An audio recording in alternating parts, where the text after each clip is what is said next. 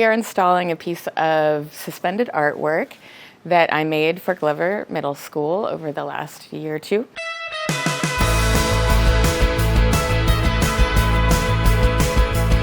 This piece is made of acrylic forms that are cut from drawings I did of local flora and fauna that are found around the Spokane River. I've never done anything like this. It was specifically after I came here to the school and saw the architecture.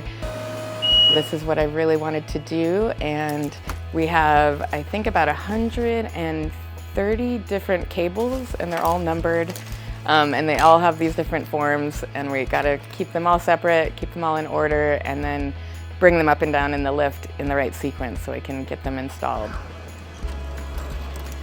Hopefully when folks look at this piece of art, you'll see all different kinds of plants and animals in sequence.